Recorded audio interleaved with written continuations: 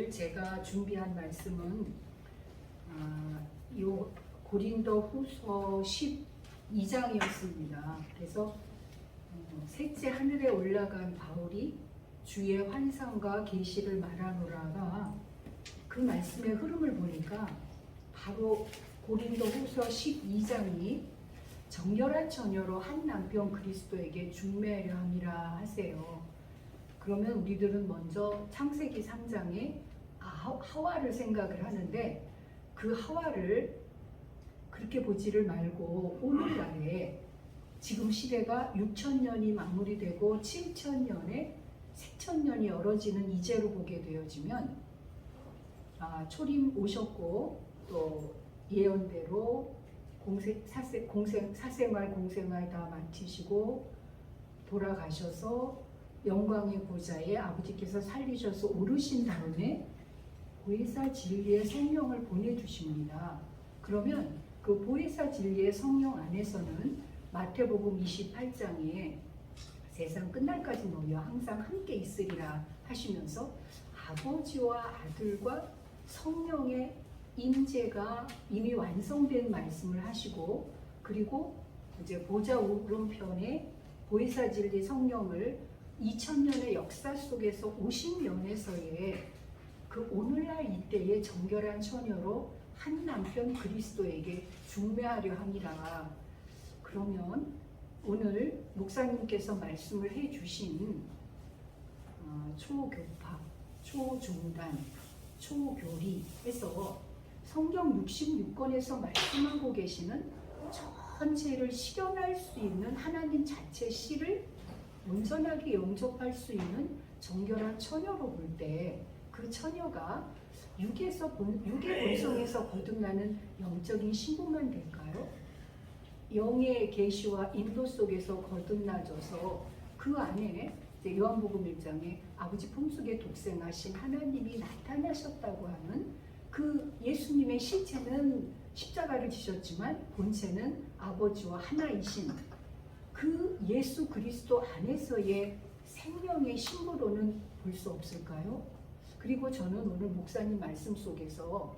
천부경에서는 환인, 환웅, 한검이 웅족을 택해서 이 땅에 우리의 뿌리입니다. 이거는 이제 1만 년의 그 뿌리를 통해서 경전이 있다고 하시고, 그리고 이제 기독교는 6,000년이 되는데 그 천부경을 통해서 면면이 지금까지 쭉 밝혀지고 있는 우리들의 뿌리를 우리의 그 고난의 역사를 본다든지 정말 그 어려운 속에서 그 한사상으로 한민족에 정말 말하지 않아도 우리는 공감을 하고 또 살아있는 이제가 되어지는데, 그러한 생명의 면면이 이어져 내려오고 있는 뿌리와 또 이제 기독교가 지금 130년 됐는데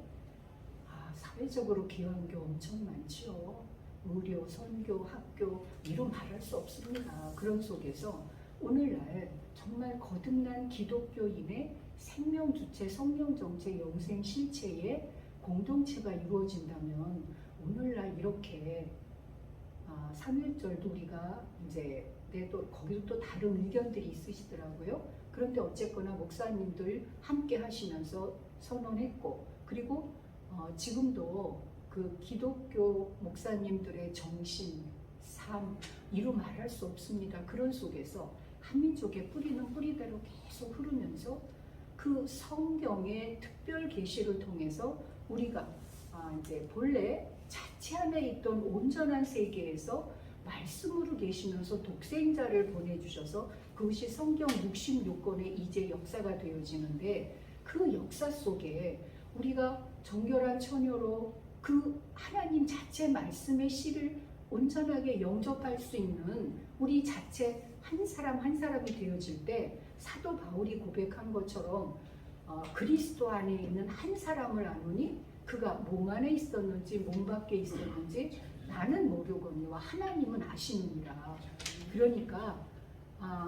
이거는 그러니까 처음에는 나누고 분별하는 것이 하나님 안에 온전하게 있었던 우리의 본체를 밝히기 위해서 분별을 하시는 거기 때문에 처음에는 다 나누세요. 그런데 계속 나누다가 딱 정점으로 이르러가면 아버지 안에 온전한 생명이 예수 그리스도 안에 온전한 생명이었던 우리로 아버지께서 예수 그리스도를 보내신 것처럼 오늘날 우리도 말씀으로 죽고 영으로 거두면서 생명에 거듭난 이제의 영생에 누리는 실제가 되어지면 아버지 안에 모든 계획이 예수 그리스도께서 다 이루신 것이 거듭난 우리 생명의 이제와 일치가 되고 합일이 되어지면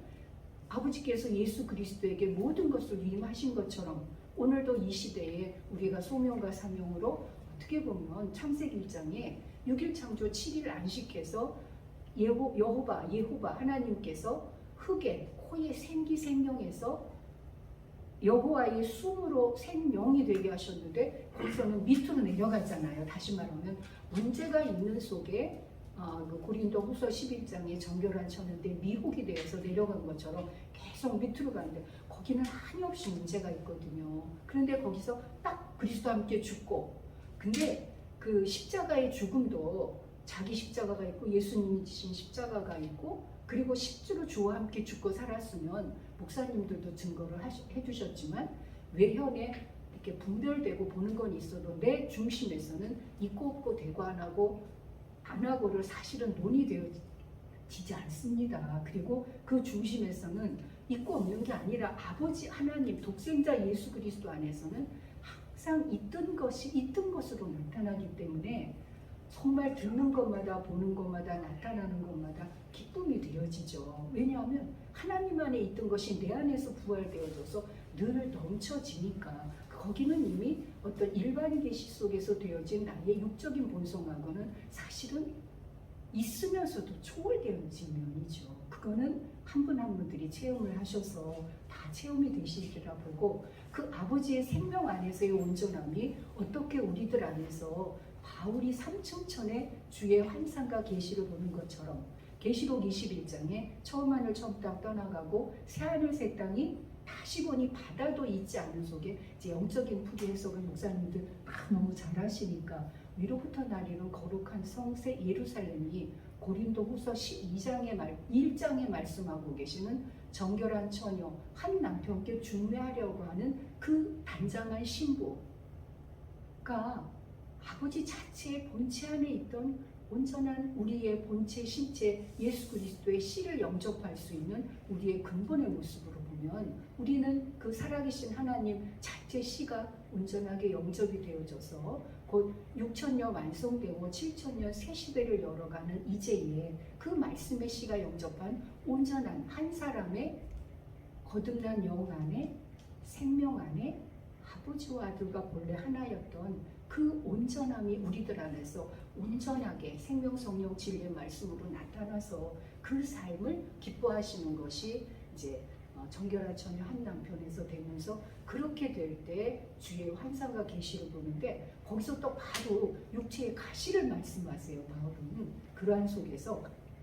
계속 하나님 자체 안에서 하나님 자체의 목적을 이룬 예수 그리스도 안에 온전함으로 우리가 항상 그거를 먼저 이루고 밑으로 모든 것을 해야지만 되는 것을 이제 고린도후서 그 앞에 10장, 11장, 12장, 13장 말씀을 통해서 다시 한번 깊게 보면서 먼저 아버지 안에 독생자 안에 거듭난 우리들의 생명의 실제가 온전한 진동치 않는 한 나라로 쓰고 그의 넘치는 면이 생명의 말씀으로 넘칠 때 되어진 하나가 된 하나로 나타나는 이제를 보면서 많은 은혜가 되어